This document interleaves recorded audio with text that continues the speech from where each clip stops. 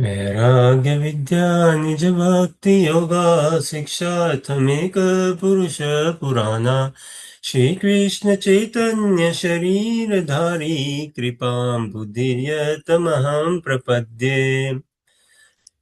मूकं करोति वाचालं पंगुं लंघयते गिरिं यत्कृपातमहं वन्दे श्रीगुरुदिनतारणम् नमो विष्णुपादाय कृष्णप्रेष्ठाय भूतले श्रीमद्भक्तिस्वरूपाय गोविन्दिति नामिने गौरवाणी प्रचारिणे परतत्व प्रकाशिने श्री दामोदर देवस्य प्रियाय ते नमो नमः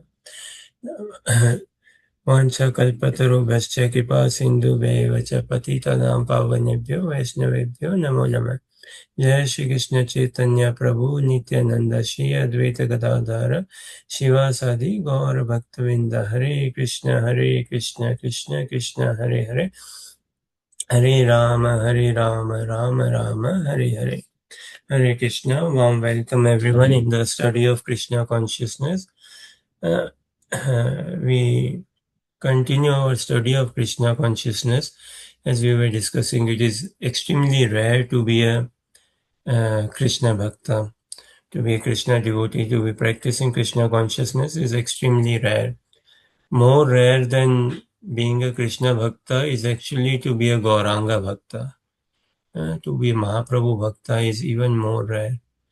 And even more rare is to truly understand the message of Sri Chaitanya Mahaprabhu, the heart's desire of Sri Chaitanya Mahaprabhu. You know, the ultimate stage in Krishna consciousness is Krishna Prem, which is at different gradations. And within Krishna Prem, the ultimate stage of Krishna Prem is what? Shri Radha Dasyam. That is the ultimate stage of of Krishna Prem.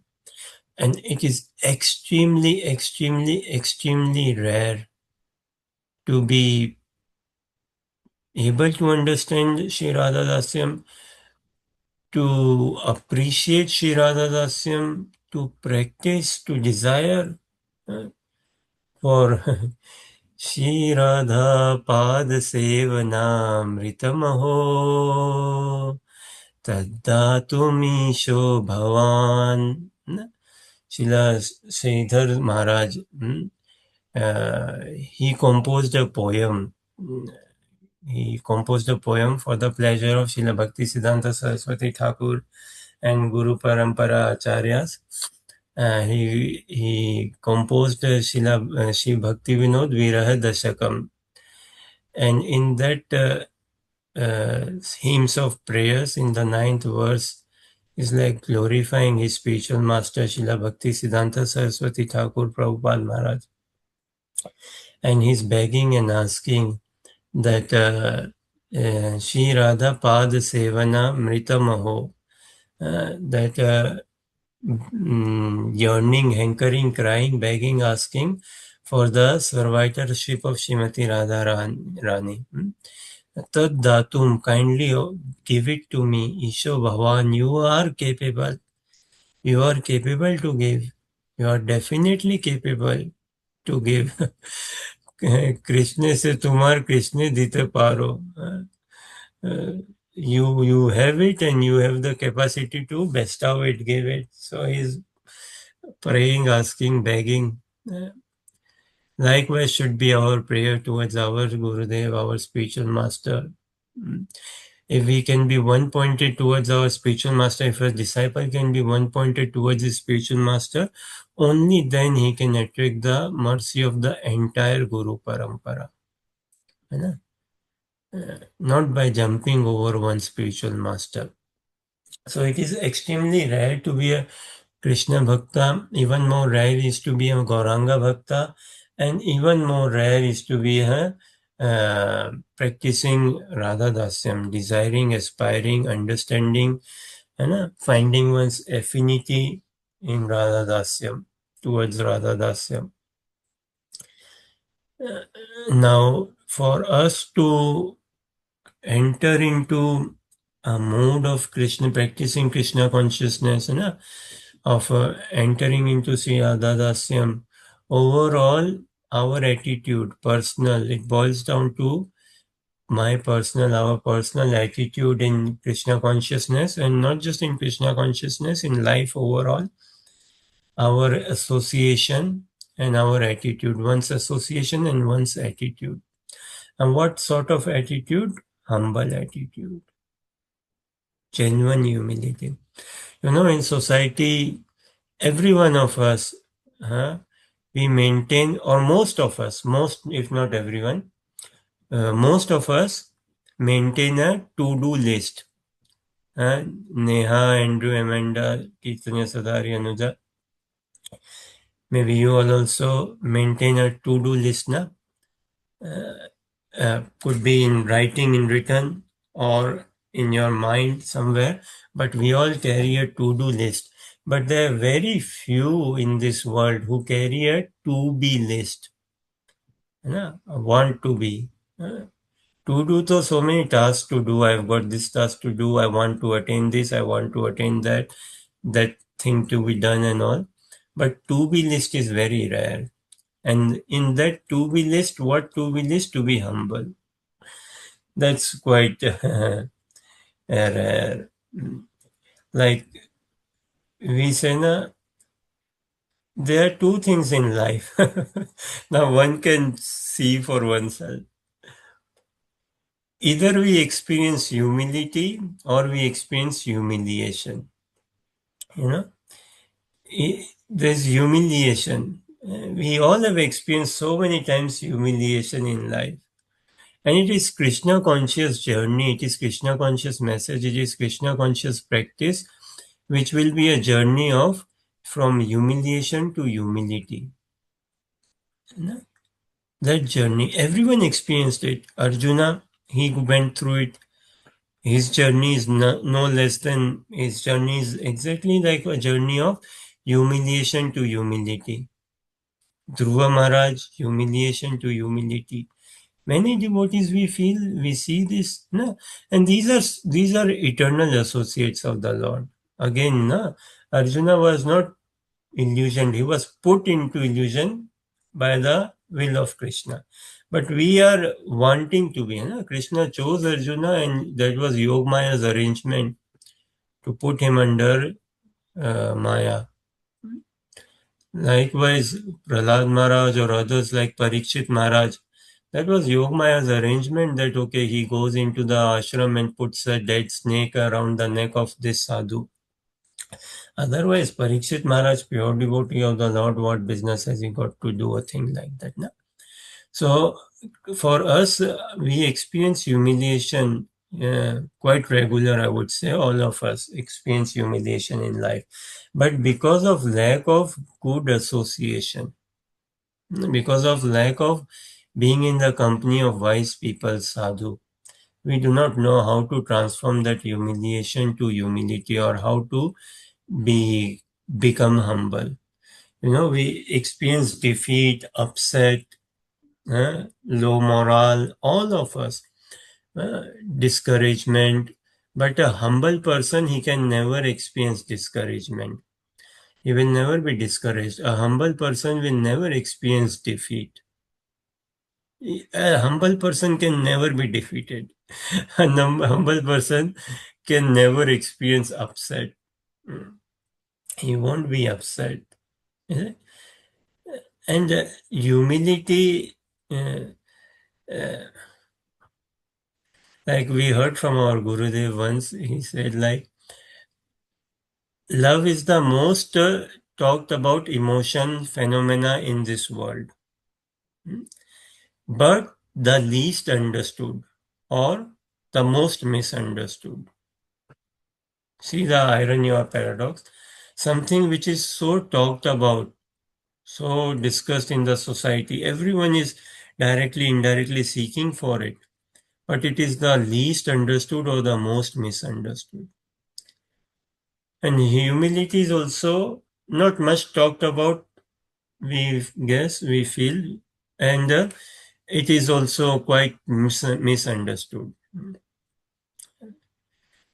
So, and for us to, again, to our practice of Krishna consciousness has to be in the line of the teachings of Sri Chaitanya Mahaprabhu.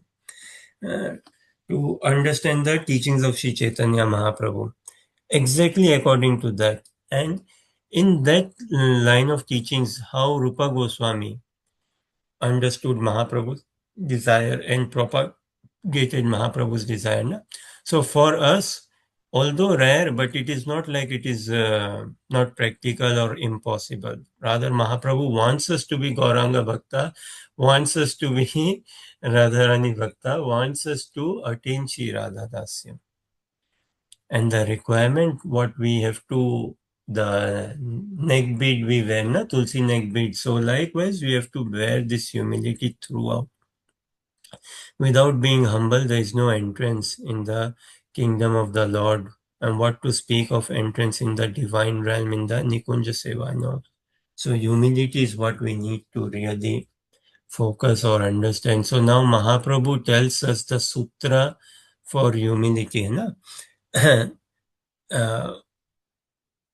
त्रिनादपि सुनीचेन तरोरिव सहिष्णुना अमानिना मानदेन कीर्तनीया सदा hari. Now, essentially, four things Mahaprabhu is asking here. Trinadapi sunichena. One should chant the holy name of the Lord in a humble state of mind. One should think himself to be lower than a straw in the street, should be more tolerant than a tree, devoid of all sense of false prestige, and should always be ready to offer all respects unto others. In such a state of mind, one can chant the holy name of the Lord constantly. So, if we see this sloka just little bit, this message of Sri Chaitanya Mahaprabhu, essentially four things are being asked, right? That one should be more consider himself to be lower than a straw in the street. Straw tinka na, in Hindi they say tinka, straw. Then next what? To be more tolerant than a tree. Then do not expect any praise, appraisal, honor, respect, patting on the back for oneself. And should be always ready to give out all praise, honor, respect, and everything to others. Okay? So these four criterias or thing Mahaprabhu is expecting. And when we fulfill these criteria, say, only then we enter into the state of humility. We enter into the realm of humility. Yeah? So, and why, is it an exaggeration? On the surface of it, it may look not that, okay, this is a bit too much. It sounds a bit impractical, straw lower than a straw in the street. What does it mean? Yeah? What Mahaprabhu is saying is, straw, a straw has its utility. Even though a straw in the street, meaning what? Any slight wind, any slight passing of air, any slight wind, any slight brush of air, the straw in the street just goes away, right? From where to where, we don't even know. Yeah? But still, and if we go in a market, a straw, it's like, what value is it? It is practically valueless. Just a straw like this. Or very low value, say, if at all someone wants to buy straw in bulk and all, it's not any high value, say. Uh, but still it has its purpose, its utility. What it can be used, of course, it is used to make a shed, for animals, a outhouse, or a shed, for cow shelter. Straw is used for making cow shelter, shed, cow shelter like this and all.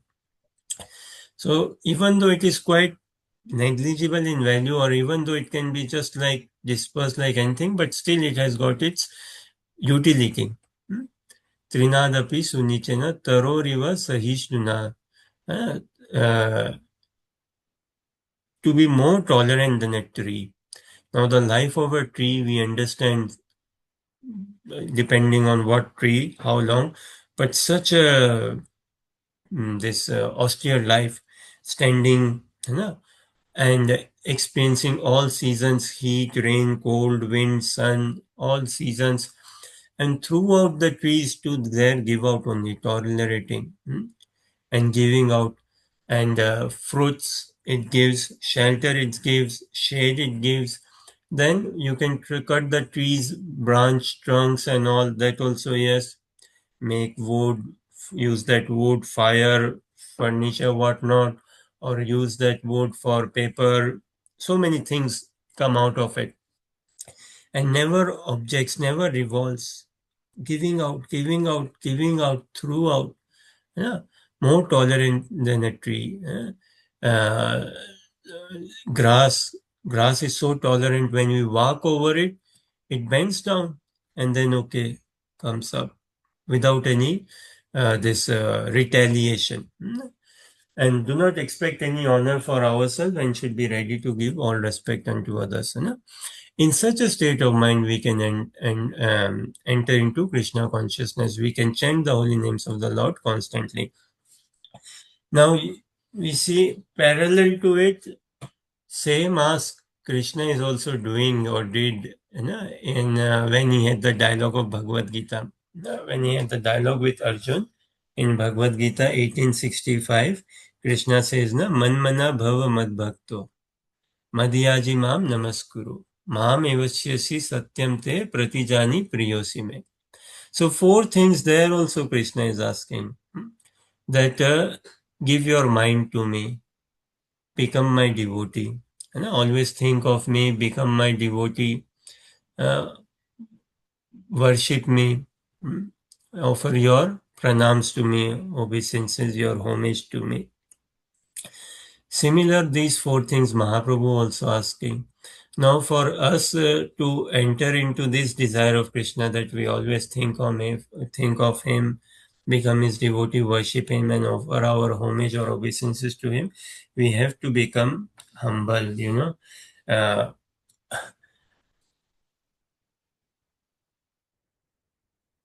Again, once our spiritual master, to help us understand, he asked us this question: what sort of devotee would we like to become? Ordinary or extraordinary devotee? है ना? Now, to bring across the message, extraordinary devotee, it may sound like, oh, as if he's he's trying to act a bit too smart, extraordinary. But thing is, what sort of devotee would we like to be in the eyes of Mahaprabhu? In the eyes of Mahaprabhu, in the eyes of Gauranita, in the eyes of Shishi Radha Shamsundar, in the eyes of Shri Guru, what sort of devotee? Ordinary or extraordinary? Now, it may appear as a tricky question or not a tricky question,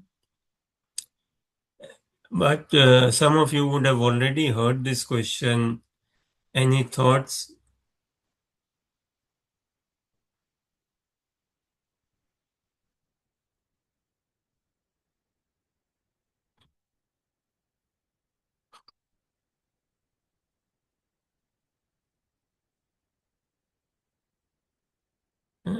So, Mahaprabhu, how would he like to see us? Ordinary or extraordinary?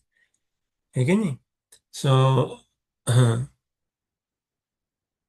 now, just to make ourselves understand the question more and appreciate and kind of put it a bit more, open up the question, let's say. Personally, when we heard it from our spiritual master and his explanation and understanding and references and everything from spiritual scriptures, fascinating, fascinating. Whatever we could manage to sustain, we are trying to share, say. So, uh, when we go out shopping, say clothes shopping we do, okay, then suppose we are going out to buy a top. Now, what sizes a top comes in? Small, medium, Yeah? Large, extra large, extra large, right? These are the sizes. Yeah? We go to buy a suitcase, it comes in these sizes, right? Small, medium, large, extra large. Uh, uh, you buy a dress, and then say luggage for airport and all. Sometimes they ask, right, that uh, luggage, extra large, like this. Or another, when we order pizza, then what it comes now, cheese, how much cheese do you want? Small size, small amount, or medium, or large, or extra large, or extra large. So one is, let's say, buying a top, yeah, and the size is large size, and another buying a top, the size is extra large size. What's the difference like between two? One is large size top, another is extra large size top.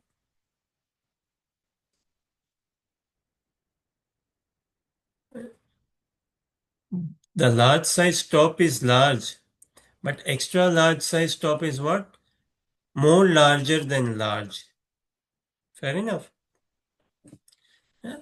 Large is large, okay, whatever the dimension. But extra large is more large, larger than large. So the devotee we should be aspiring to be in our consciousness is what? Extraordinary devotee. But extraordinary devotee not to give any sort of pride or look, not to attract any self attention or look how a good devotee am I, not to create a sense of false humility around me, showing false humility, or a sense of how good a devotee am I, craving and seeking attention or creating hyper attention around oneself. No. Rather, extraordinary meaning what? More ordinary than ordinary. Ordinary is fine, but in order to enter the realm of Nikunj, we have to become more ordinary than ordinary. Das is the philosophy, right? Is the mood sadhaka is aspired, encouraged, expected to be in, and this is what pleases Mahaprabhu. है When he's a follower of the follower of the follower, or more humble than humble, in that sense, like that, more ordinary than ordinary. Yeah? Someone shares screen, if you can, Bhagavad Gita, chapter 10, text 48, text 41, sorry. Prabhupada writes a small purport in this fascinating shloka. Definitely the message is very fascinating. But the Prabhupada's purport, they are revolutionary, small purport, but extremely powerful purport. Bhagavad Gita 10:41 Yad yad vibhuti matsatvam Srimadurjitam eva va Tad tad eva vagachatvam Mama tejom sasambhavat. So Prabhupada writes in that purport, uh, uh,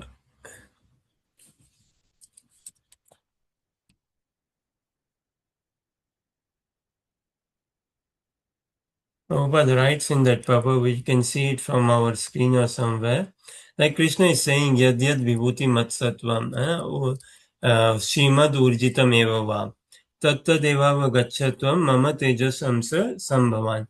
That whatever beautiful, glorious, marvelous things you see in the creation attracts your attention, whatever be it, see, it is coming out from a spark of my is nothing but a spark of my splendor. It's coming from a just a spark of my thing. So nothing is like that difficult for Krishna.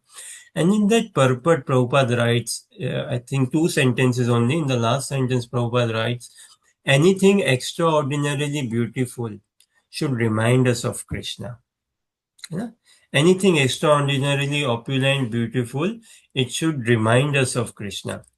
Now look at our state, or for myself, speaking for myself, when I see a flower or any nice tree, or any nice architecture or anything, how much do I get reminded of Krishna? Not so much. Not so much, no. Because I'm not humble. For a humble soul, Krishna is never lost. Krishna is there. Krishna is with him. He experiences, he lives in that Krishna consciousness. Uh, so anything extraordinarily beautiful, not just ordinarily or even ordinarily.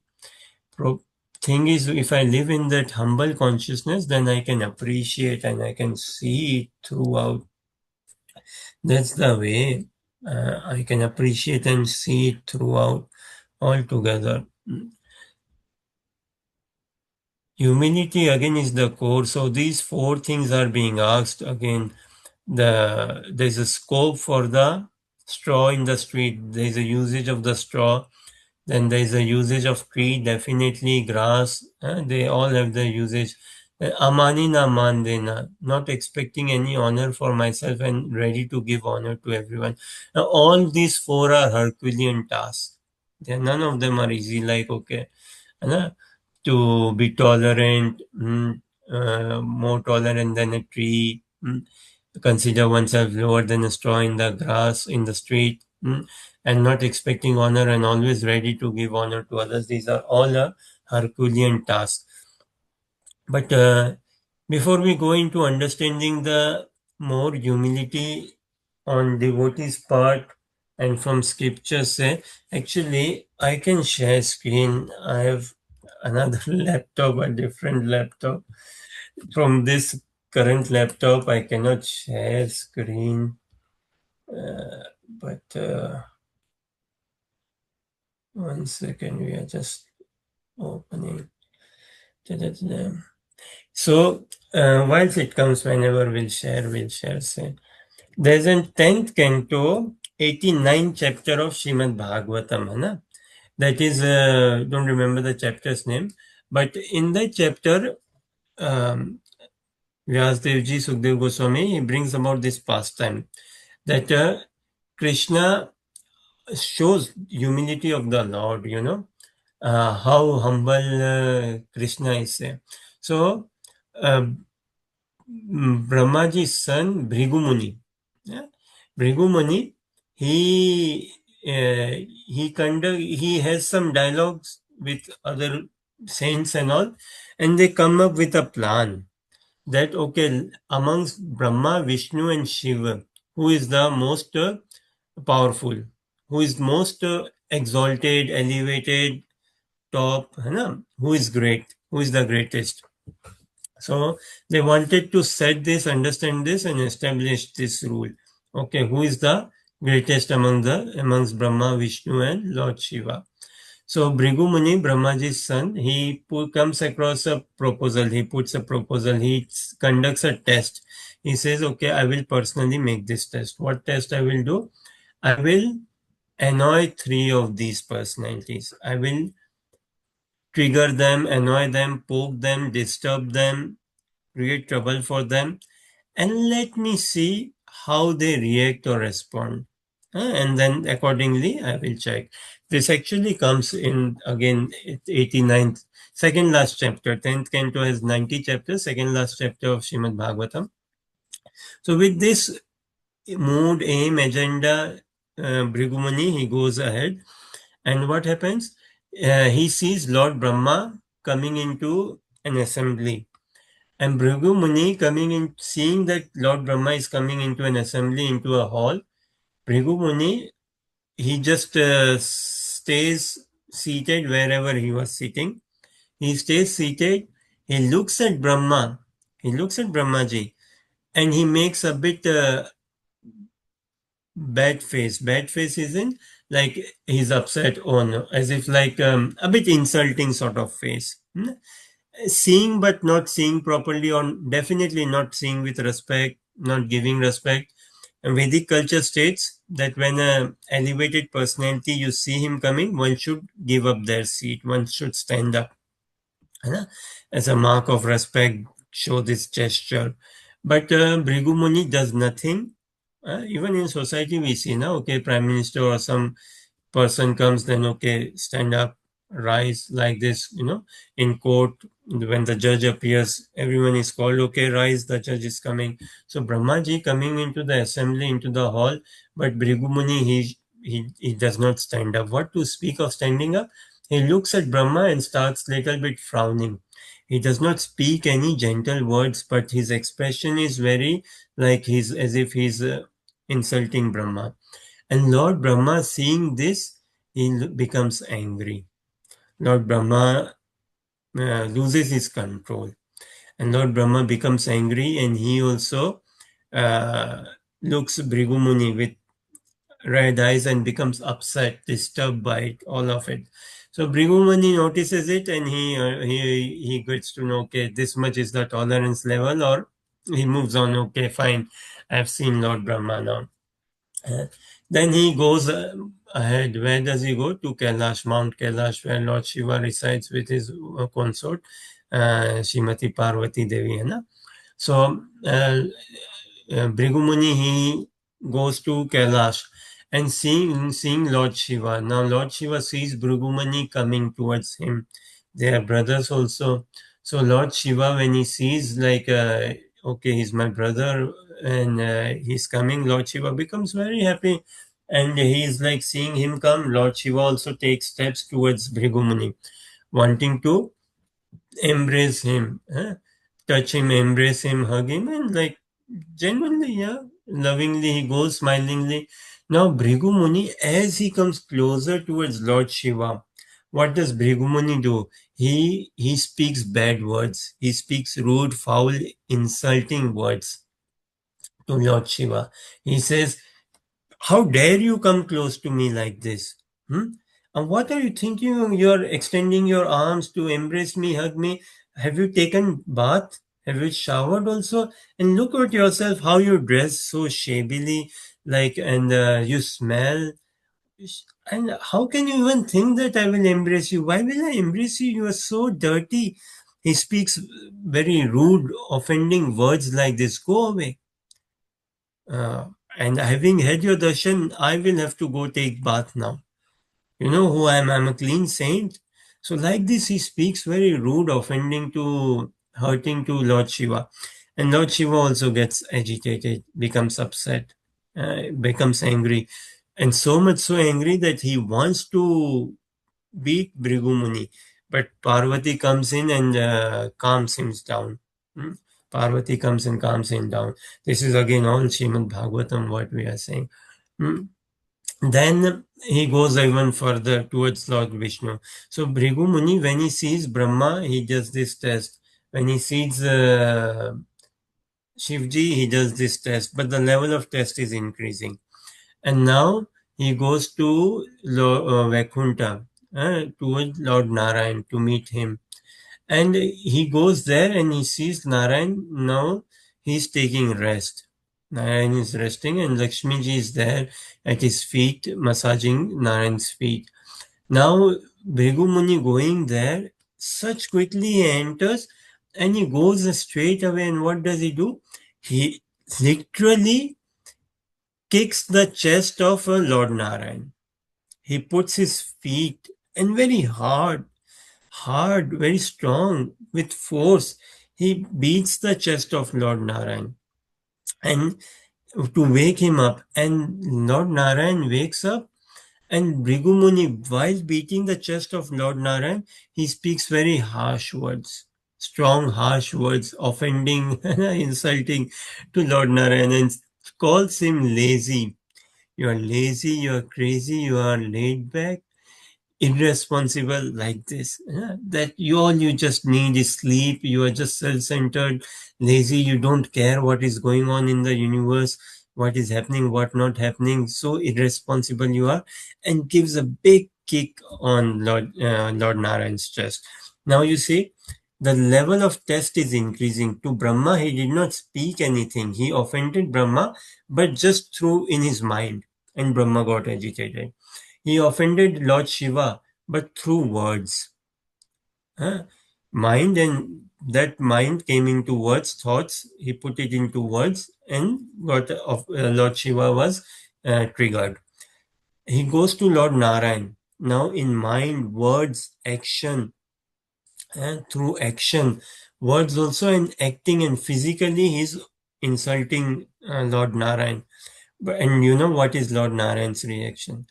Lord Narayan, when he sees Bhrigumuni and after getting hit on the chest through his feet, Lord Narayan straight away, naturally he picks Bhrigumuni's feet.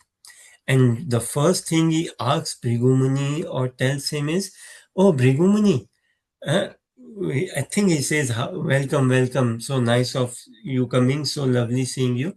And he says that, "Oh, I hope your feet is all right. I hope your feet are not hurt.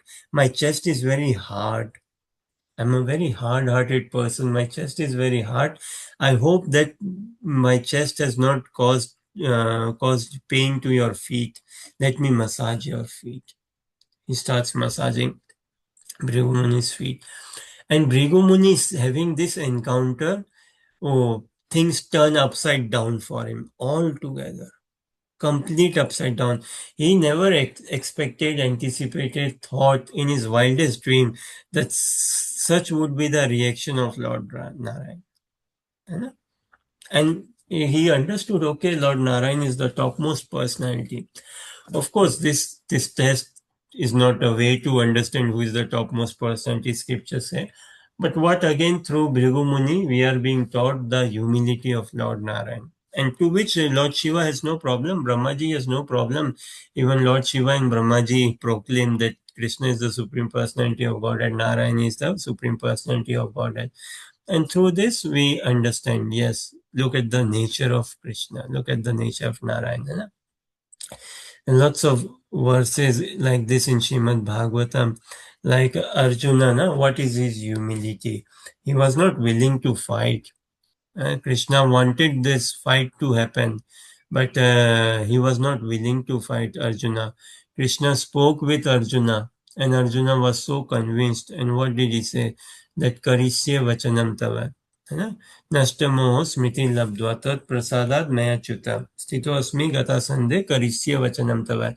That because it is your desire to fight that this war happen, and because you desire that I participate in this war, that I fight, so yes, I will do. He does not tell Krishna directly that I will fight. Rather, he says that I will do whatever you want me to do. And I understand you want me to fight, so I will fight, yes.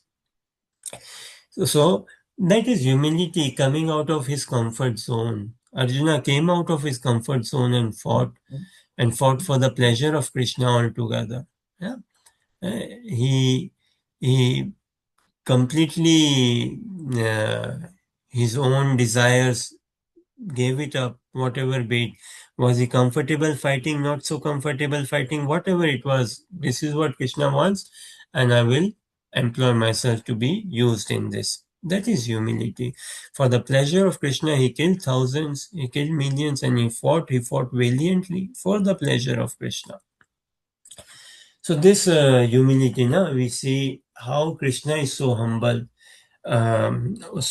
Also in the humility of Krishna, we see comes to mind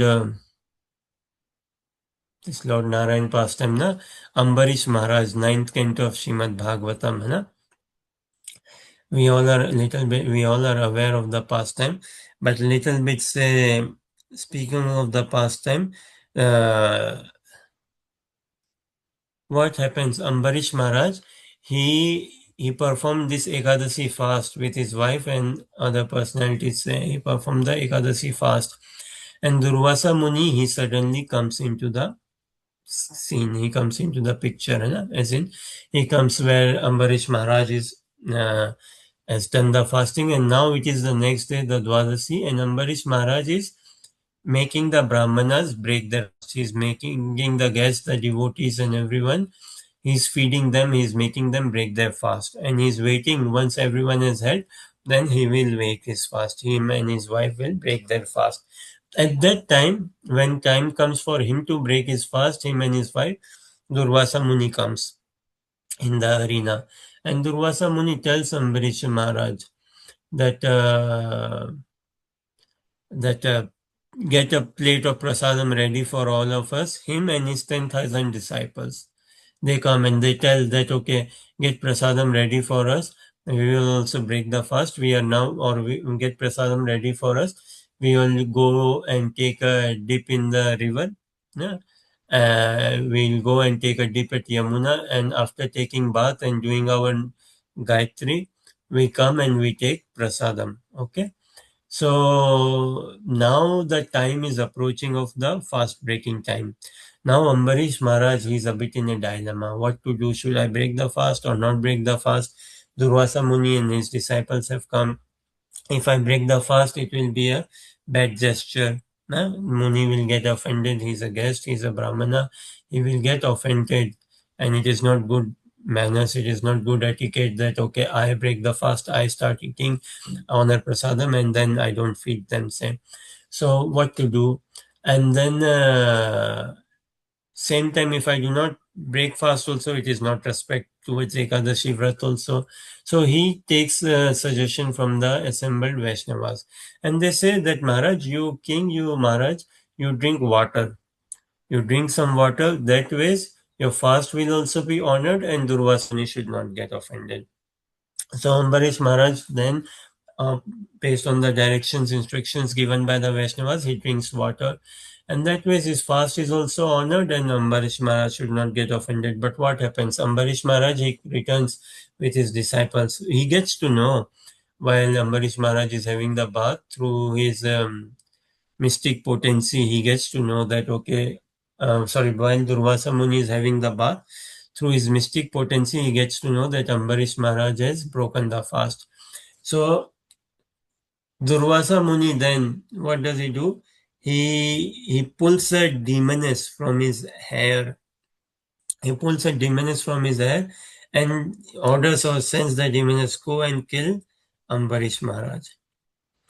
And Ambarish Maharaj, look at him, look at his character, his attitude, charitra. Uh, he does not take a step back, not at all. He stands there with folded hands. He takes it as a prasad. He takes it as the mercy.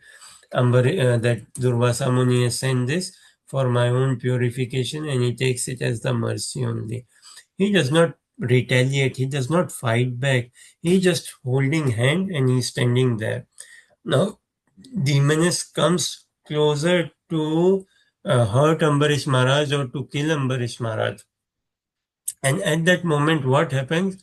Because of Ambarish's humility, Sudarshan Chakra appears, the disc appears on the scene, and the disc appears and protects Ambarish Maharaj, stands in front of Ambarish Maharaj, between the demoness and Ambarish Maharaj, and the disc kills the demoness.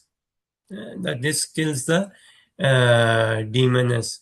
And the disc kills that, and then the disc goes forward where towards uh, towards Durvasa Muni, where Durvasa Muni is. This goes to have a dialogue with Durvasa Muni. And Durvasa Muni, seeing the disc Sudarshan Chakra approaching towards him, he starts running, he panics, he becomes anxious, he worries, and he starts running backward. And he just elopes, he runs away altogether. So where does he go? Goes to the Indra Lok, to Lord Indra. And he tells Indra, please give me shelter, please save me. What has happened? The Sudarshan disc is behind me. Why is it behind you? Because such and such thing happened. So he explains very briefly, summarizingly to Lord Indra that Sudarshan is behind me because I tried to kill Ambarish Maharaj. I created an offense, Vaishnava offense. Yeah? So please give me shelter. Indra says, I'm sorry, no, I cannot give you shelter. I cannot protect you from Sudarshan this. You have offended a devotee. I cannot help you. Sorry. And Indra closes the door and tells him, please, I don't know. So Durvasa Muni goes then to Brahmaji. Brahmaji also says, sorry, I cannot help you. And he goes to Lord Shiva. Lord Shiva says, I cannot help you. Then he goes to Vaikuntha, to Narayan, है ना? And he prays to Narayan and says, please help me. है ना? That the disc is behind me, and the heat of the disc is unbearable. It's scorching heat. I cannot maintain, sustain. I cannot handle this heat. Please save me from the this. So 1 second, let me just join also. Otherwise, I cannot share screen. No, sorry. And what's it? Shrimad Bhagavatam, है ना 9:463. Krishna says, Aham bhakta paradhino yasvatantra iva dvija sadhubir grastaridiyo bhaktir bhakta jana priya. है ना? Krishna tells Durvasa Muni that Aham bhakta paradhino, that I am under the control of my devotees. He asvatantra iva dvija.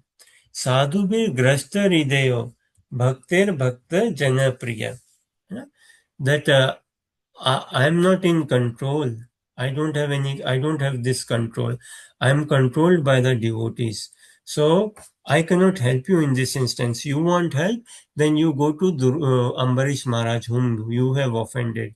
If he forgives you, then only. I cannot help you.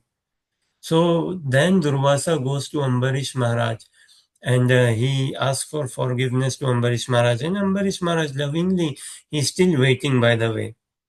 Ambarish Maharaj is waiting for the return of Durvasa Muni, and he lovingly forgives him that I have taken no offense. No, there is no offense. I have not taken offense. Come, have prasadam. And then Sudarshan this settles. And look also, na, it's the etiquette, Why the Sudarshan this killed the demoness, that is okay, did not kill Durvasa Muni. Could the Sudarshan disk have killed Durvasa Muni? Yes, easily could have killed. Why did the Sudarshan disk did not kill the Durvasa Muni? Sudarshan disk is an associate of Krishna, right? Now, Sudarshan disk knows that he is a Brahmana. After all, he is a Brahmana, and Krishna has such high exalted regards for Brahmana. How can I kill a Brahmana? I cannot. Sudarshan Disk does not kill. But Sudarshan Disk is following the Brahmana Durvasa Muni and giving so much of heat. Externally, Durvasa Muni is a Brahmana. In Varnashram Dharma, he is in the Brahmana class, the highest order. Ambarish Maharaj is in a lower status than the Durvasa Muni. He's a king. He's in a Kshatriya class, lower than the Brahmana class. And he's offering his respects also to the Brahmana. But Krishna conscious perspective, you see, even though Durvasa Muni is a Brahmana, Ambarish Maharaj is a king Kshatriya, but because he is a devotee of the Lord, he transcends that Varnashrama gradation altogether. So, see this what Krishna says to Durvasa Muni when he comes on the line of humility, that Aham Bhakta Paradino, he Aswatantra Iva Dvijana Sadhu. We are just bringing it on screen.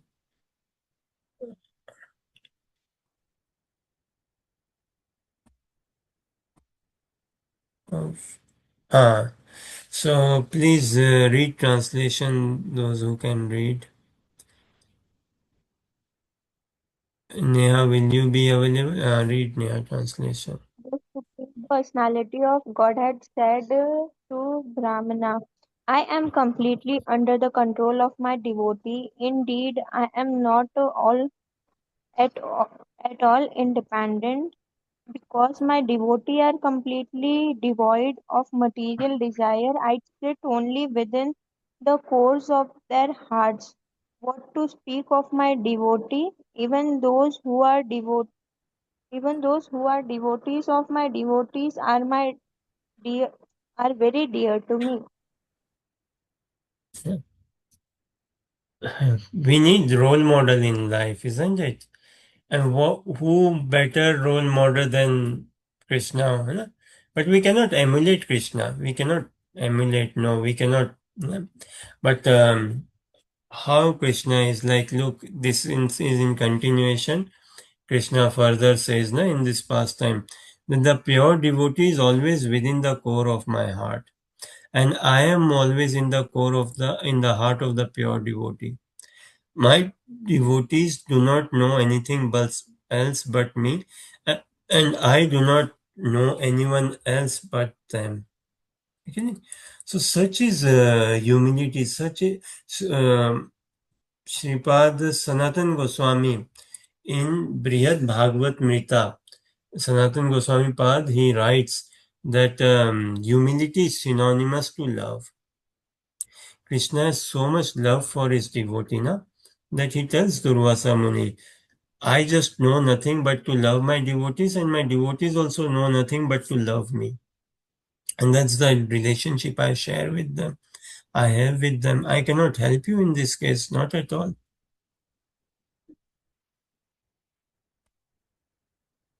Little bit more speaking of humility, say, uh, yeah, the nature of humility, in this pastime, Ambarish Maharaj, his silence came to his rescue.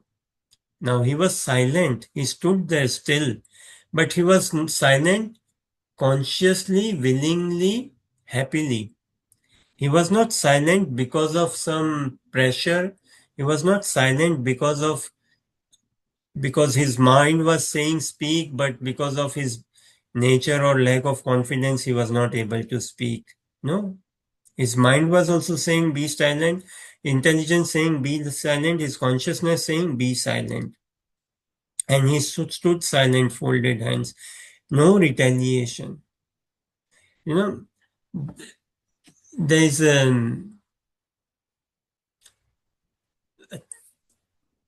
in USA, I think in the hospital, like in UK, in hospitals, there's A&E, right? Accident and emergency.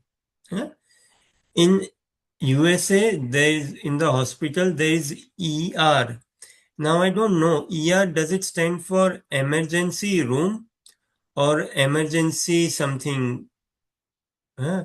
See what it stands for. What we mean to say, or is it emergency responsiveness? Something. Like many places we see na, some chemical factory. There's like or some disaster unit. What we mean to say is there are some disaster unit teams and all. They're called as emergency responsive unit, huh? Or responsive unit, not reactive unit, not reaction unit. So Ambarish Maharaj did not just react out of getting triggered; he responded. Arjuna also, he understood Krishna's desire and he fought, retaliated. Ambarish Maharaj also understood Krishna's desire and he also retaliated by staying silent. है ना? So it is not speaking up or not saying silent. That's not maybe humble, may not be humble. Humility is understanding the desire of Krishna, the will of Guru and Gaurang, and living by that will, acting by that will. है ना? Especially someone initiated, then he is no more. His life belongs to his spiritual master. Should be like this. His life should belong to serving the desire, the mood of the spiritual master. है ना? And then he should be cultivating, dovetailing his life, preparing his life towards that realm altogether to be used by his spiritual master. Then there should not be like, okay, this is my independent nature, my style, and all. No. Yes, it's a training. It's not like, okay, we become initiated and then we are straight away. Yes, it's a lifelong training. However time it takes, it takes. But the sooner we know the aim, the goal, the vision, the aspiration, we can train ourselves like this. Disciple means to be disciplined. We allow ourselves to be disciplined, to becoming obedient, loyal. We allow ourselves to be trained, taking the training. Huh? So Ambarish Maharaj, he was perfectly humble. Arjun perfectly humble. Likewise, we see he did not react, he responded to the situation. So many such details in this pastime, and lots of learning within this pastime. Now, another pastime on humility. Ultimate is we will come across, we will read. Our practice has to be all in the line of Sri Chaitanya Mahaprabhu, the message of Mahaprabhu, and the Shad Goswamis. Huh? So the humility of Shad Goswamis, we'll see. Mahaprabhu, Rupa Sanatan's humility, Shad Goswami's humility. Mahaprabhu tells to Rupa Goswami, Sanatan Goswami, that your humility is breaking my heart. Don't be this humble. Your humility is breaking my heart. I am not able to tolerate your humility. I cannot tolerate. I am not able to withstand your humility. Give up this humility. Do not be this humble, Baba. This is too heavy on me. Mahaprabhu tells this to Rupa Sanatan Goswami. We'll check. Huh? So, humility. Humility means being real, being natural, being original. That is humility. Humility means coming out of our comfort zone and doing the right thing, doing the proper thing, doing what is aspired, whatever Shri Guru and Gaurang wants us to do. Ultimately, they want us to be happy in our practice of Krishna consciousness. Ultimately, they want us to experience bliss. Ultimately, they want us to live a life of eternity in bliss and knowledge. Ultimately, spiritual master wants us to attain Nikunj Seva, assist him in Nikunj Seva. Spiritual master is there in Nikunj realm, through his consciousness, he's serving. This should be the realization or the prayer of a disciple. He should pray fervently to understand this, to realize this. To begin with, he should realize that my spiritual master is the purest devotee of the Lord. To say again that he is a pure devotee of the Lord is an understatement. And it is subjective for a disciple, his spiritual master, he should see that is the purest, the best devotee of Krishna, no comparison, by far, the ultimate, absolute, purest, best devotee of Krishna, the greatest devotee of Krishna. He should realize this in his consciousness. And that does not mean that there are no more others are not. Others are and could well be. But for me, one's disciple has to see his spiritual master at least in that state. Then he is none other than Krishna for me. This is Chaitanya Chaitamit Adi Leela. The first chapter of Chaitanya Chaitamit Adi Leela is called the Spiritual Masters. And all this is written and explained and mentioned there. That he should be seeing his spiritual master as a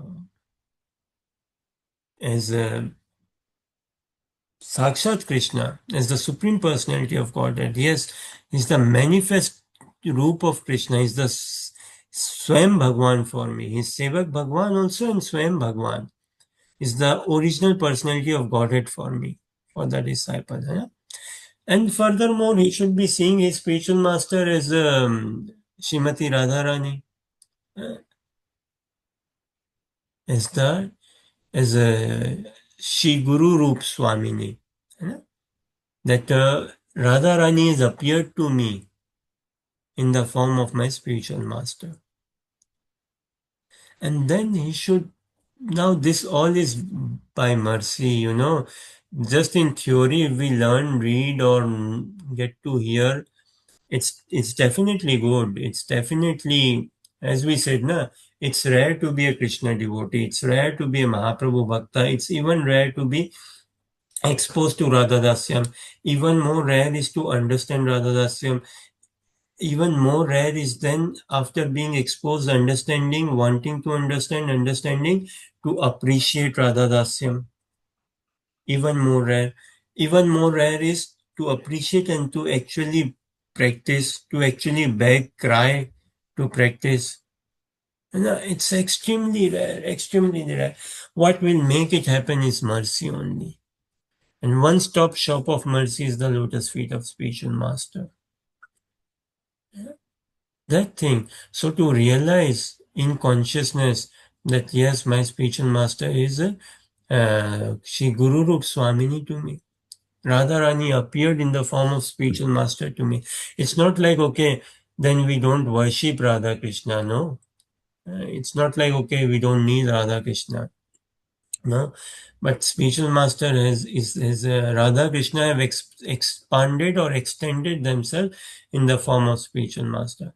And ultimately, spiritual master is a is for a sadhaka. He has to realize the disciple that she is the most beautiful, confidential, you know, kinkari, Sakhi Manjari of Srimati Radharani.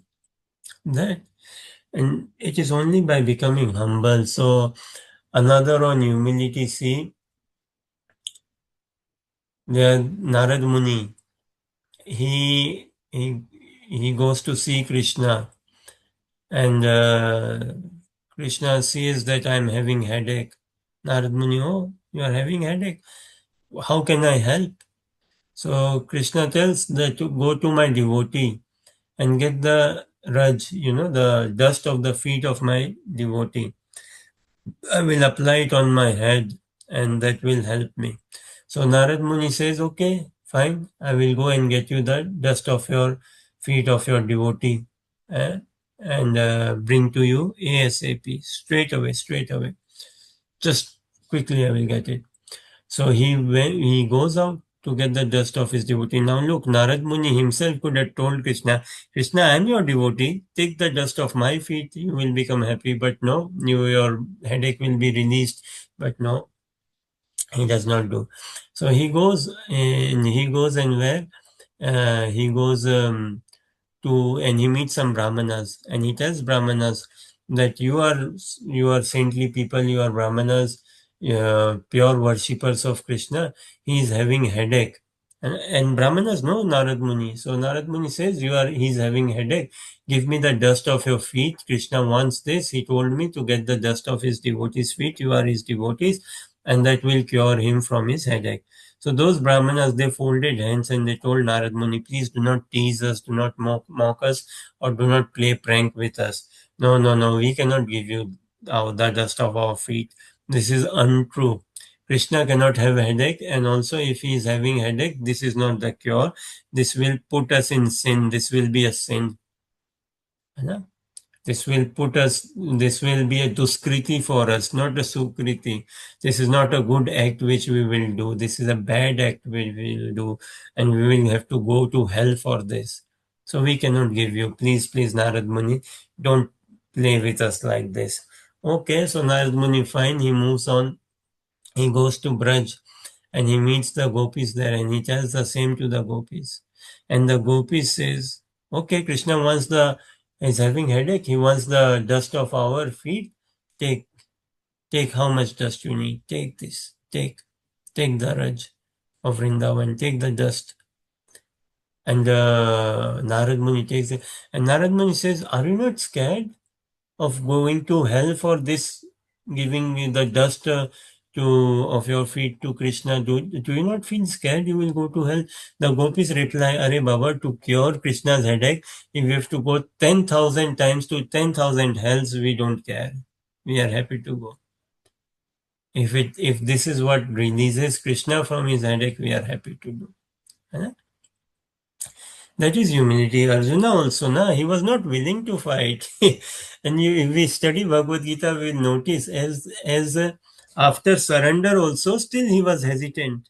And in the 18-day battle also, he was fighting, but still he was struggling little bit with his mind or on and off or whatever.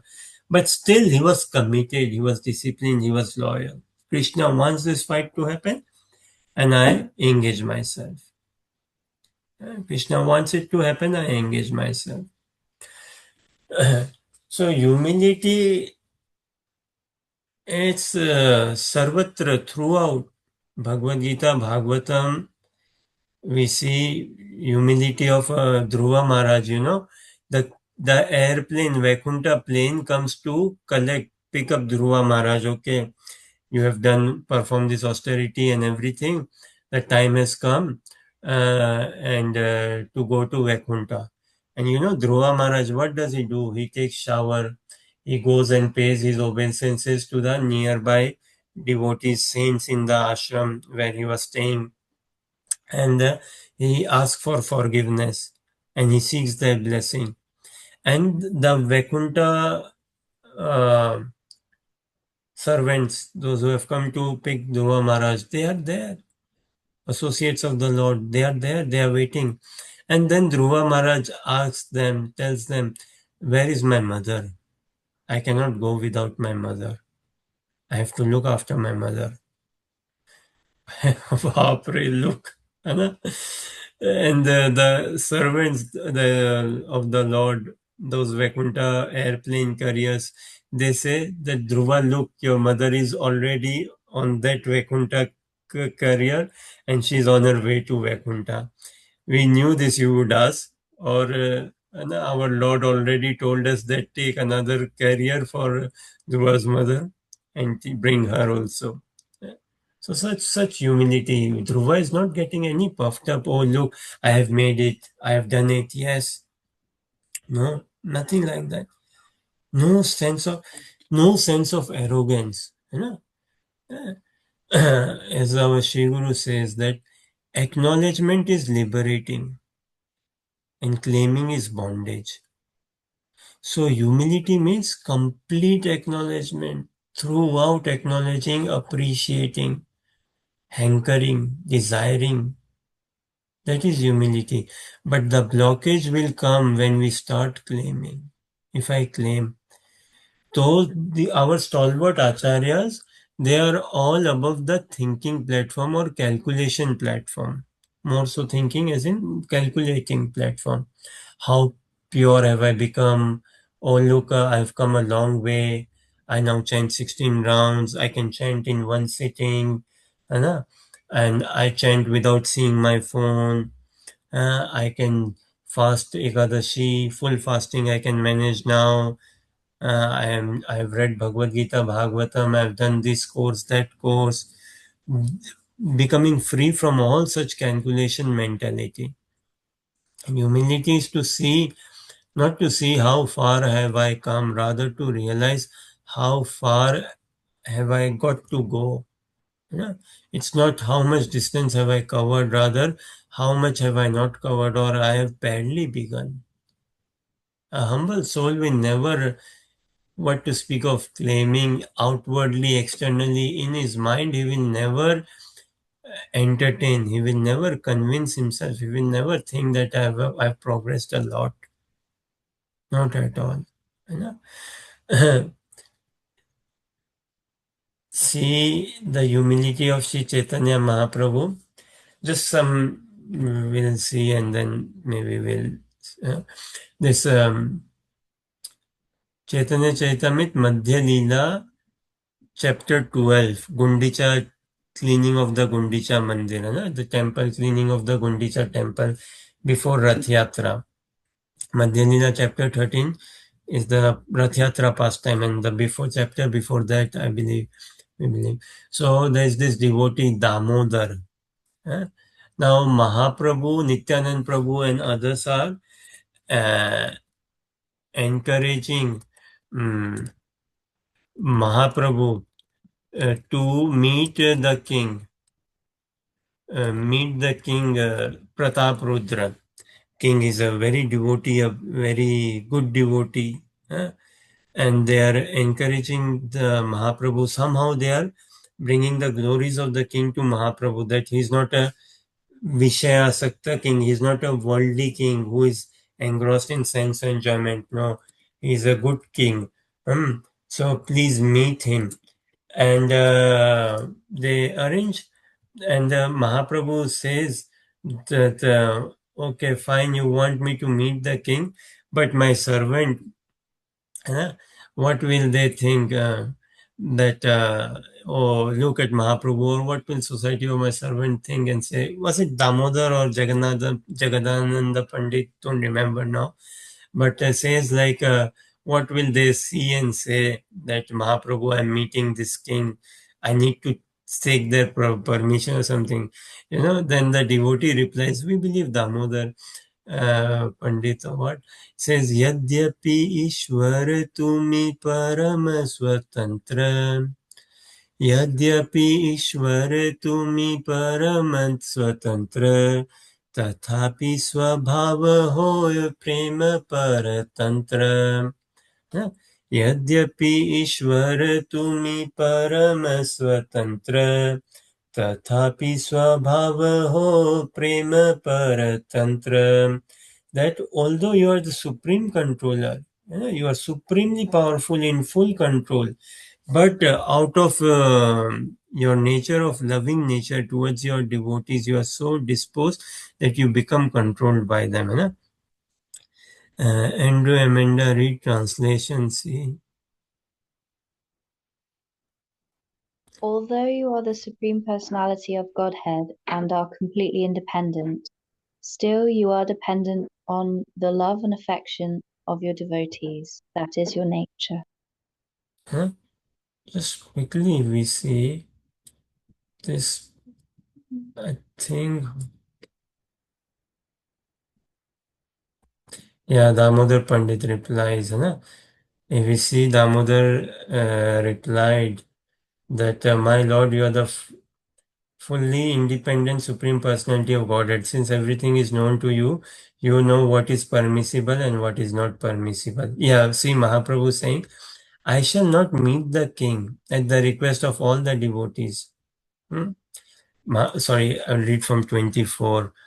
I don't know where. So let's read from 22, okay? Nityanand Prabhu and all these devotees of Mahaprabhu, they are putting forward king's good demeanor behavior, and he was a very good king, a very good devotee of the Lord, very sweet loving, and he was so blessed. The king's grandson, Mahaprabhu gifted his garment to the king's grandson, and the king was so happy, so happy. Mahaprabhu literally gifted his cloth, his garment. And Mahaprabhu had loving exchange with the king in Rath Yatra pastime. So here, Sri Chaitanya, hearing all the statements, Sri Chaitanya Mahaprabhu's mind was certainly softened, but externally he wished to speak some harsh words to set the standard. In heart, he liked the king and also he was happy to meet, but the society is a bit different. So Mahaprabhu said, I can understand that you all desire to take me to Cuttack to see the king. Huh? What to speak of spiritual advancement, Mahaprabhu saying, all the people will blaspheme me. The society will say that, okay, he's a sannyasi and he's a renunciant, but look, he's associating with the king and he's taking advantages from the king, services from the king. Mahaprabhu says, what to speak of all the people, Damodar would chastise me. Huh? Now, yeah, I shall not meet the king at the request of all the devotees, but I shall do so if Damodar will give his permission. Look, Mahaprabhu, what attitude, huh? If Damodar gives permission, then yes, I can meet the king. He is living at the mercy of devotees. That's humility. Krishna lives at the mercy of his devotees. Devotees lives at the mercy of Krishna. That is Krishna consciousness. Huh?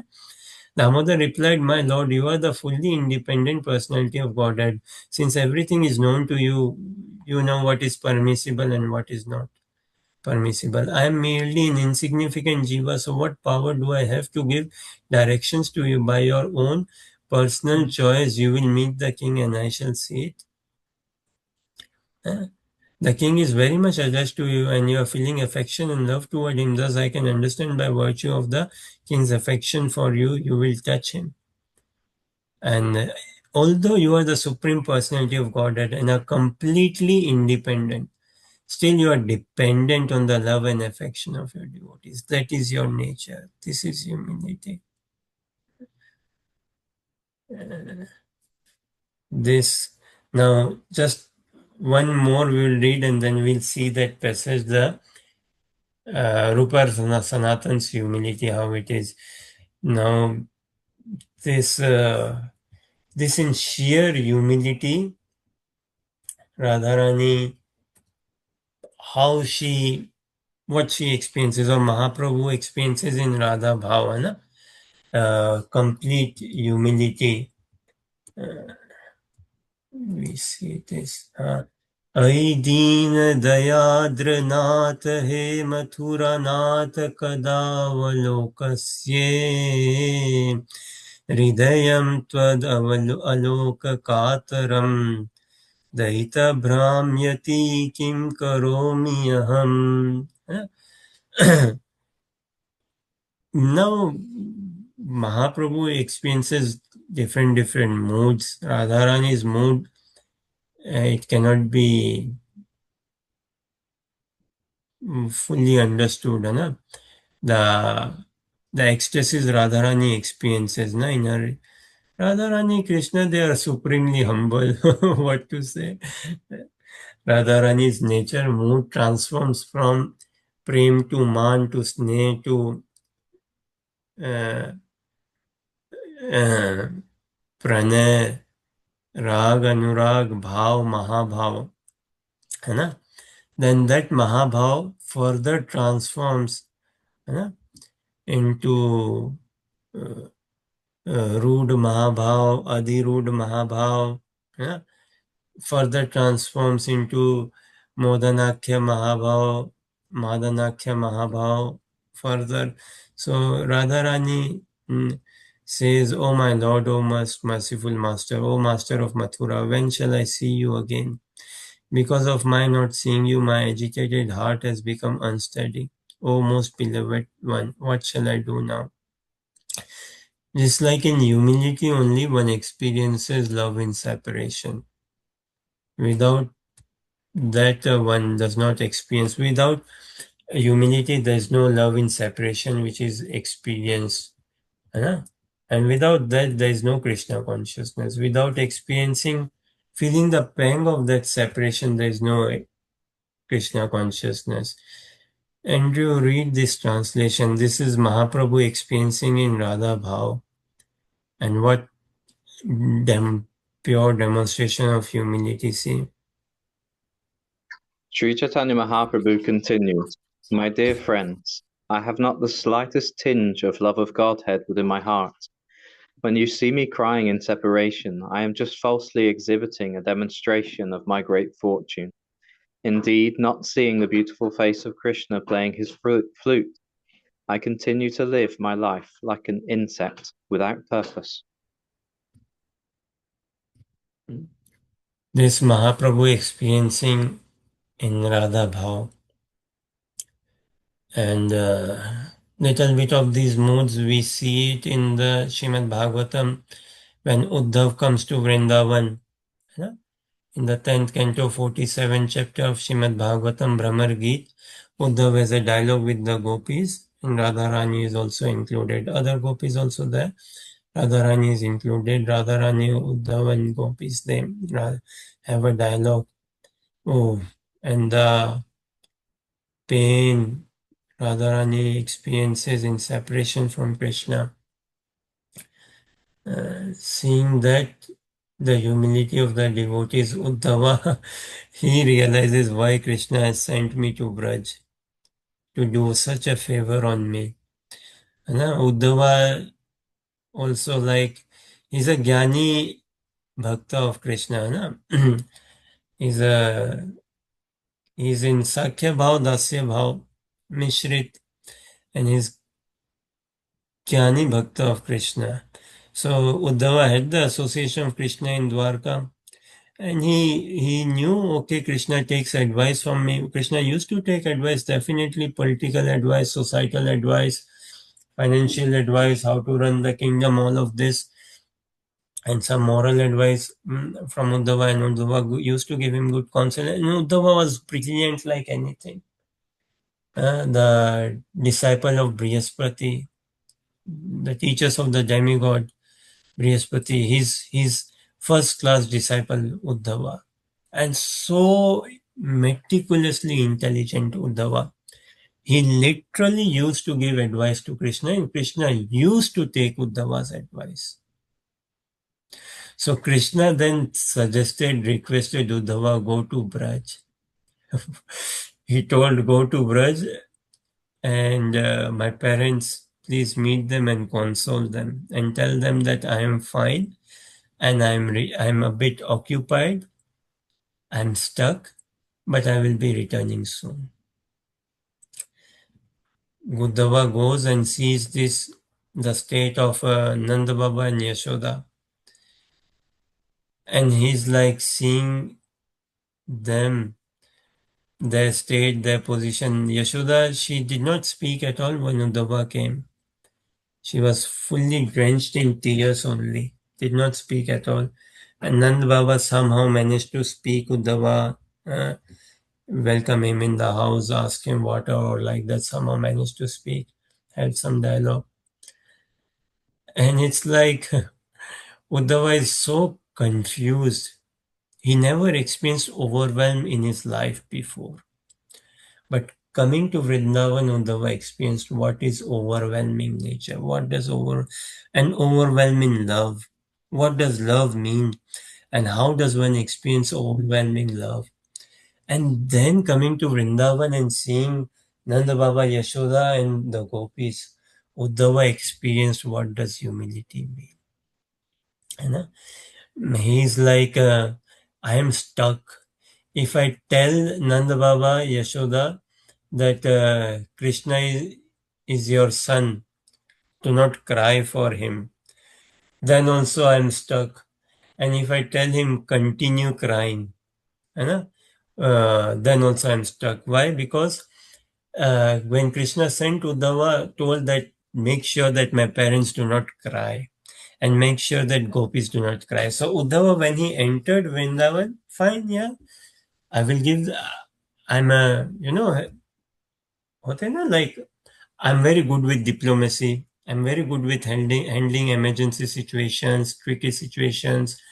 Like in society, we see nowadays, na counselors, political persons, international relations, diplomatic persons, and what are they called? Therapists, good counselors, good therapists. All of this, Uddhava was expert in all of the political diplomacy, societal relationship diplomacy, everything. He was tremendously expert. So Uddhava felt, yeah, okay, fine, yes, I will handle your parents. I will tell them. And Krishna said that tell them not to cry. Make sure they don't cry. Gopis don't cry. Now Uddhava is like, I cannot tell them to cry. Why? Because Krishna, they are finding comfort by crying. Nanda and Yashoda. And I cannot tell them continue crying because Krishna told me that make sure they don't cry. And if I tell them, he is gone. Like if I tell them, your son is God, don't cry. And they, Nanda Baba and Yashoda say, you are mad. You are mad. I cannot tell them that your son is God. I cannot tell them don't cry. So he just left them and he puzzled. He came completely puzzled and he got even more overwhelming puzzled when he met the gopis. So such is the humility in Braj. Complete humility, complete loving sentiment, emotion towards Krishna. So time is running. We'll just see last Mahaprabhu telling to Rupa Goswami, Raghunath, and Sanatan Goswami that your humility is breaking my heart. This is the time when they get to know. Mahaprabhu comes to meet them, actually. Mahaprabhu comes to meet Rupa and Sanatan Goswami. And at that time, they are still uh, in the service of the Mughal kings, both of them. And Mahaprabhu gets to know of them, and Mahaprabhu comes there. There's the whole context in the past time. Because of lack of time, we won't be able to go much into the details.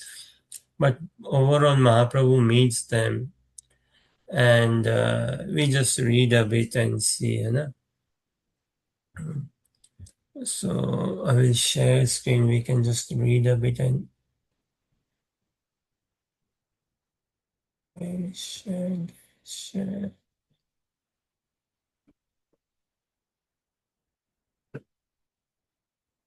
How to approach Mahaprabhu, na?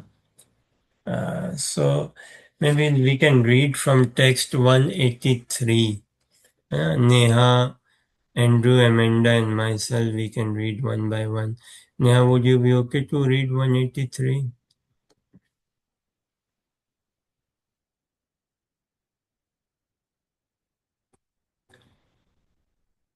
Or Andrew, Amanda, read 183, 84. I can read 85. Like this, we can. Okay. Thus, in the end of night, the two brothers, Dabira Kasha and Sakara Malika, went to see Sri Chaitanya Mahaprabhu incognito. First they met Nityananda Prabhu and Haridas Thakur. Sri Nityananda Prabhu and Haridas Thakur told Lord Chaitanya Mahaprabhu that two personalities, Sri Rupa and Sanatan, had come to see him. In great humility, both brothers took bunches of straw between their teeth, and each binding a cloth around his neck, fell down like rods before the Lord. Upon seeing Lord Chaitanya Mahaprabhu, the two brothers were overwhelmed with joy, and out of humility they began to cry. Lord Chaitanya Mahaprabhu asked them to get up and assured them of all good fortune. The two brothers got up, and again taking straw between their teeth, humbly offered their prayers with folded hands. Chaitanya Sadhari read Hare Krishna. Which verse number to read? 188. All glories to Shri Krishna Chaitanya Mahaprabhu, the most merciful savior of the fallen souls. All glories to the Supreme Personality. Sir, we belong to the lowest class of men, and our associates and employment are also of the lowest type. Therefore, we cannot introduce ourselves to you. We feel very much ashamed standing before you.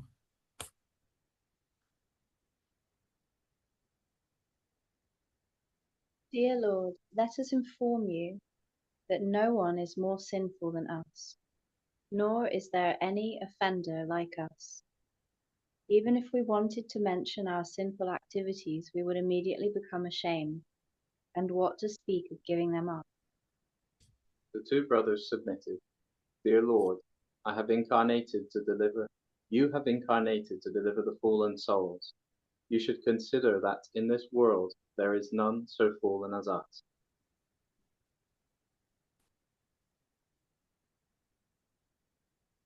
Chaitanya Sadhari 192. Hare Krishna. You have delivered the two brothers Jagai and Madhai, but to deliver them, you did not have you did not have to exert yourself very much.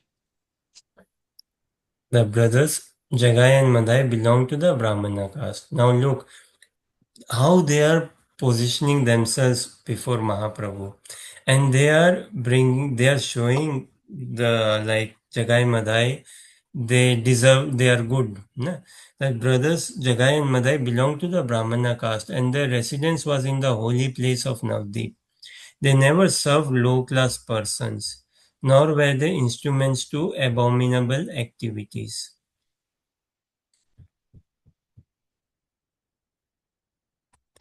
Amanda Andrew? Is it 194? Yes. Jagai and Madai had but one fault. They were addicted to sinful activity. However, volumes of sinful activity can be burned to ashes simply by a dim reflection of the chanting of your holy name. Jagai and Madhai uttered but your holy name by way of blaspheming you. Fortunately, that holy name became the cause of their deliverance. We too are millions and millions of times inferior to Jagai and Madhai. We are more degraded, fallen, and sinful than they. Actually, we belong to the caste of meat eaters because we are servants of meat eaters. Indeed, our activities are exactly like those of the meat eaters. Because we always associate with such people, we are inimical toward the cows and the brahmanas. The two brothers, Sakara Malika and Dabira Kasha, were humbly submitted that due to their abominable activities they were now bound by the neck and hands, and had been thrown into a ditch filled with abominable stool-like objects of material sense enjoyment. No one within the three worlds is sufficiently powerful to deliver us. You are the only saviour of the fallen souls. Therefore there is no one but you.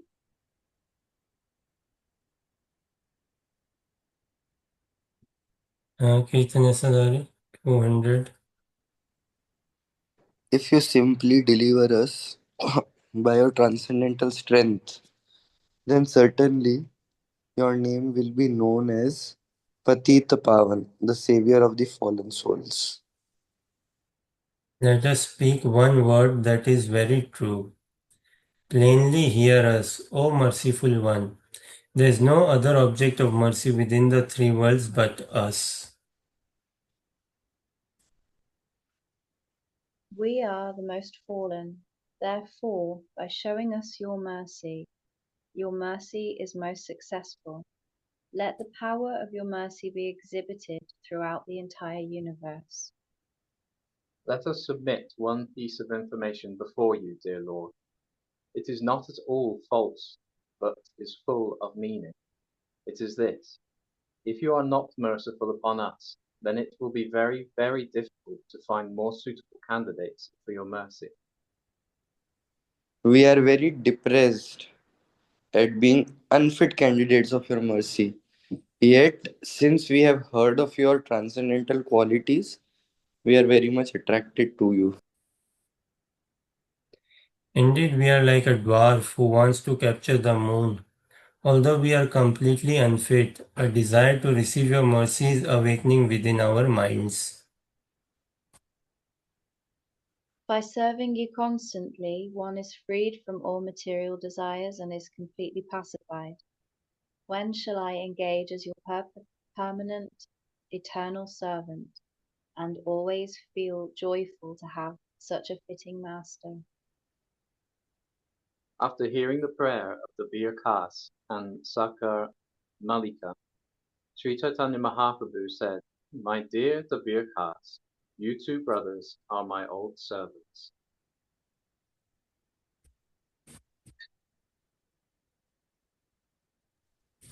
Hmm. My dear Sakar Malik, from this day, your names will be changed to Srila Rupa and Srila Sanatan. Now please abandon your humility, for my heart is breaking to see you so humble.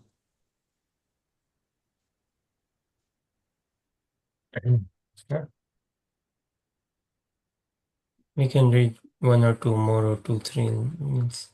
You have written several letters showing your humility. I can understand your behavior from those letters. By your letters I could understand your heart. Therefore, in order to teach you, I sent you one verse which reads as follows.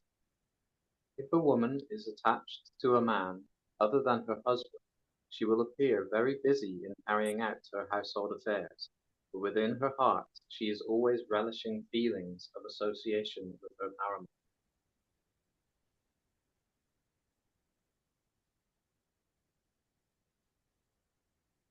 I really had no business in coming to Bengal, but I have come just to see you two brothers. So this is the humility of Rupa and Sanatan Goswami. Actually, Mahaprabhu came to give them darshan, you know? And the manner they approached, the letters they wrote, the manner they approached, and look at their petition, look at their. But only when one is fascinated by the charm, the beauty of Krishna consciousness, by the message of Mahaprabhu, by the mercy of Mahaprabhu, and how they are begging, how they are claiming that we are fallen. They are completely claiming that we are fallen and we know that you are Patita Pavan. So we are the object of your mercy. And please show your mercy upon us. And they are proving that Jagai Madai, they are good. They might be bad, but still we are worse than them. Mattulyo papatma nasti, na apradhi cha kaschana. Parihare api lajja me kim bruve purushottama. This text 190, they're saying, let us inform that no one is more merciful than us. Mattulyo papatma nasti, no one is more sinful than us. Nor is there any offender like us. Na apradhi cha kaschana. Parihare api lajja me. Even if we wanted to mention our sinful activities, we would become immediately ashamed. And what to speak of Kim Bruve Purushottama, what to speak of giving them up.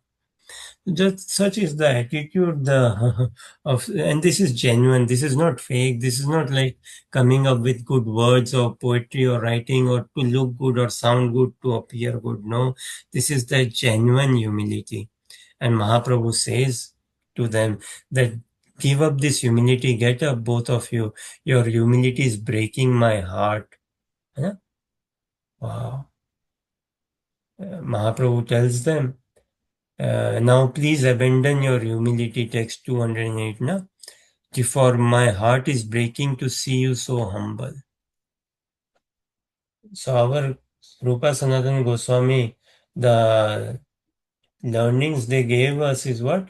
Na prema shravanadi bhakti rapi mam yogo thava vaishnavom ज्ञानं वा शुभकर्म वा कियदहो सज्जातिरपि अस्ति मां हीनाथाधिकसाधके त्वयि तथाप्यच्छेद्यमूला सती हे गोपीजनवल्लभे व्यथते हा हा मद आशा एव माम.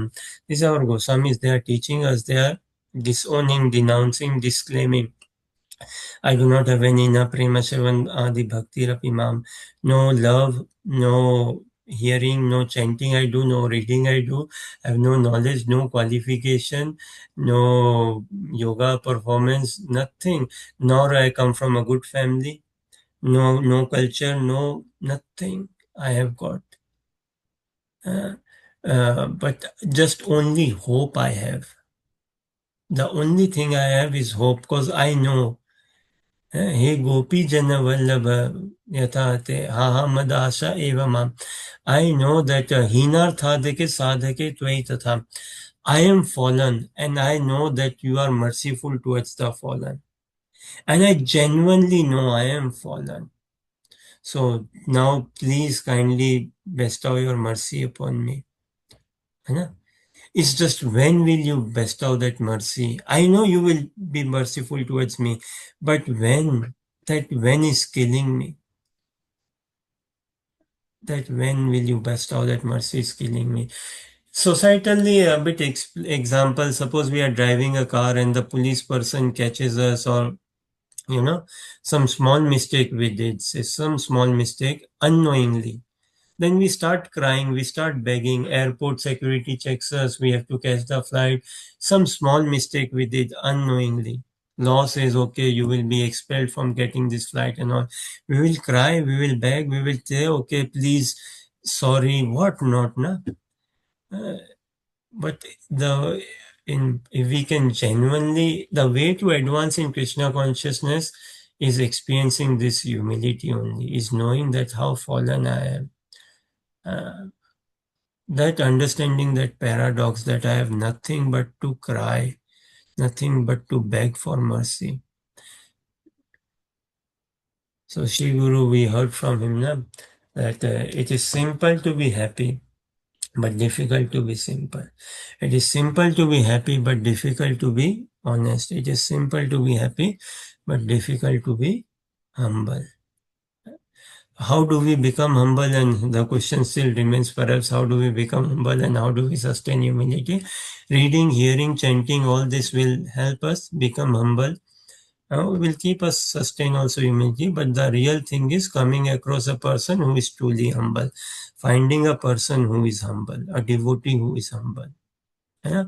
If we can spot humility in a devotee, if we can find a humble soul, a humble devotee, and tag along with that person, that is the only way we will be becoming humble, because we know he is humble, meaning he is in love with Krishna.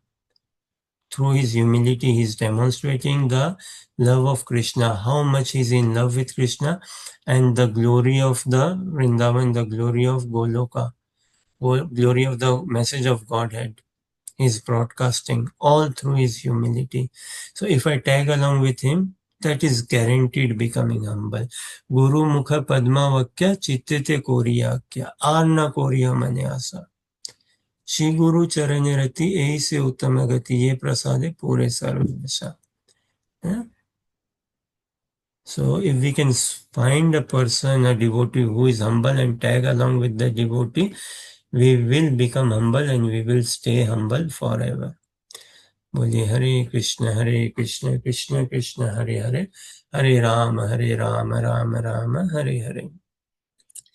Nitai गौर प्रेमानंदी. हरि हरि बोल.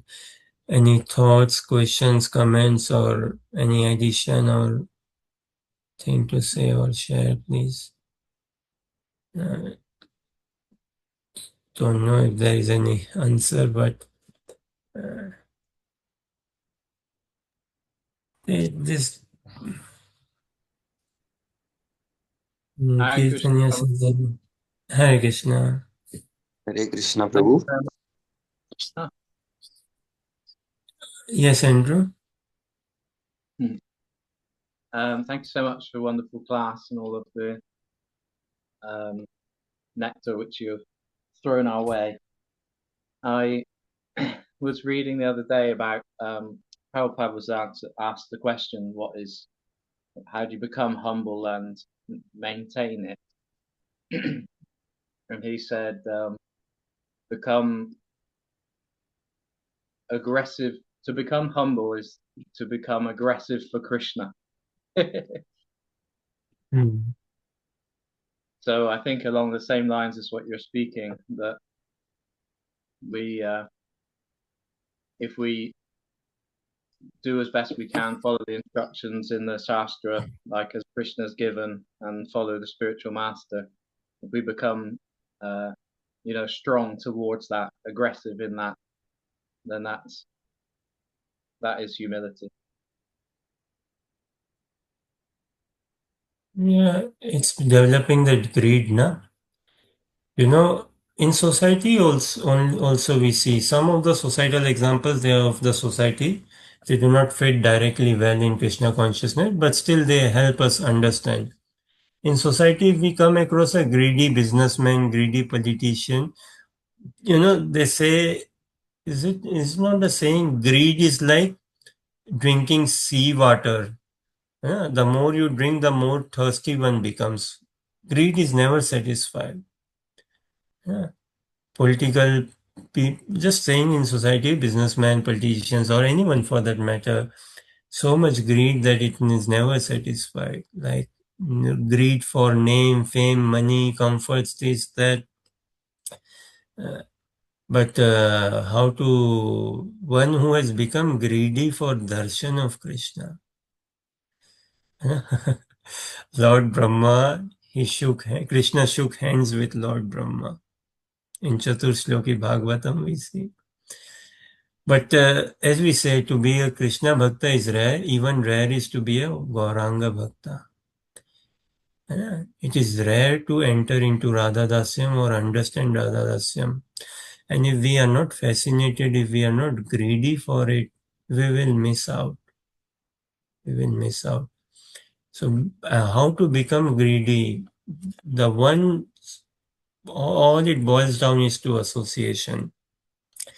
Bhagavati achalo bhavo yad bhagavata sangata. Unflinching attraction upon the Supreme Personality of Godhead. How do we develop? Only by associating with a pure devotee of the Lord. Srimad Bhagavatanam, Bhagavat Arthanam, Aswadane Rasike Jane. Rupa Goswami's writings actually help us understand that Srimad Bhagavatam Arthanam Aswade Rasike Jane, है ना? साधु संगे स्वतो वरे,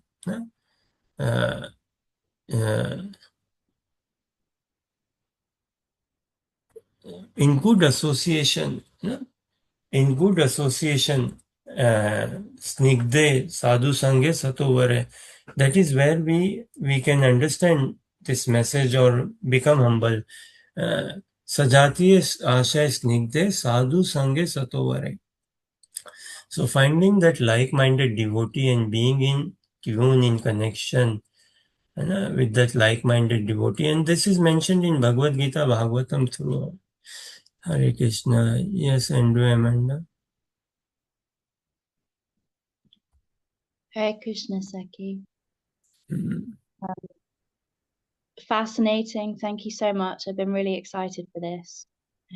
One of the thoughts that rose for me with what you were saying was just a personal reflection that I felt to share regarding when you were saying about towards the beginning how it's a mercy when we feel that feeling of humiliation. Well, actually, as a devotee, as somebody that's in the right consciousness, we don't feel that humility. We don't feel the humiliation. Actually, it's a transfer from humiliation to humility. What I was thinking was, like, reflecting on myself, I could notice that when it's somebody like Sri Guru, then I don't have a. Oh, sorry, it's not the phone. When it's somebody like Sri Guru, then I don't feel the same as when it's anybody. So perhaps people that I have a challenging relationship with and things like that. But in the last day or so, I've been reflecting on this and coming to realize, which really nicely was consolidated by what you said, that my task is to see everything as a mercy, no matter what platform somebody's on. It's actually the mercy of the Lord that is coming to help me develop, to become humble, rather than seeing that, oh, it's okay to take offense if it's this person, but then not so if it's a devotee or, you know, Sri Guru. So yeah, this was a really nice reflection for me to try to become aware that no matter what it is that comes, if it's challenging, I won't feel any humiliation in the first place once I develop. But also, yeah, just recognizing that wherever it comes from, it's actually still mercy. That was a really nice thing. It all is boils down self-obsession, you know, because our self is in misidentification. Because we live in misidentification crisis, so we feel, okay, the soul, there's no worldly glory or worldly humiliation, insult that will make the soul happy. This much at theory we understand, but we miswrongly identify with the body. That is why we crave for worldly attention, worldly name, worldly fame, or even in devotee community. Please someone understand, Baba, I woke up at 3 a.m. or 2:30 a.m. today. I woke up, then Prabhupada, I did this, did that, and then I slept so late. I've been serving for, at least someone recognize, someone see, you know? All such things because of misidentification crisis, identifying with the body, mundane body, material body, mind, senses, and all, then we dig up this hole for seeking validation, confirmation, praise, or all of this then comes about because of misidentification crisis. And that is where we miss out seeing the beauty in Krishna consciousness. Yeah. So much beauty, joy, fascination in Krishna consciousness, but our identity is wrongly placed. And real humble soul, he is also self-obsessed, but the self is in connection with Krishna. and clear connection with Krishna. His identity is in line with Sri Guru and Gaurang. So that ways he can genuinely experience humility. He can come to a track of humility. And for us, it is a continuous journey. It is hopefully it should be an upward journey. Hopefully, na? It is a continuous evolving process. We should never forget, even Mahaprabhu met Raghunath Das Goswami. And Raghunath Das Goswami, he was wanting to leave home. He left home also, ran once, twice, and all. But then later on, he was told, go at home.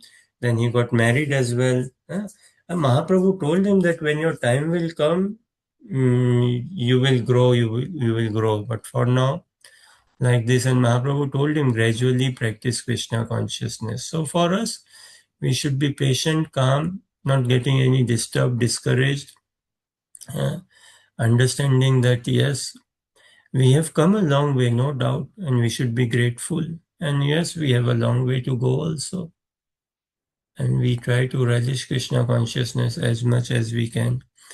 As long as we are taking good association, we are in good association and keeping our attitude fine, then yes, we are on the way to Krishna. Yeah? So we do not get discouraged or sidetracked. It is not humility. True humility is not thinking less of oneself, that as if I am low, I'm downtrodden, I'm so bad, I'm so poor, I don't know, uh, I cannot sing properly, I cannot dance properly, I cannot make prasadam, I cook terribly, I don't know any shloka. It's not thinking less of oneself that I'm not capable or nothing like that, no. Uh, that is not true humility. Uh, it's not thinking less of oneself, but it is thinking of oneself less, as in not being self-obsessed, just freeing ourselves from that. Then we will be pulled in more and more. Thank you very much for your kind attention, participation, and continue blessing us. Hare Krishna.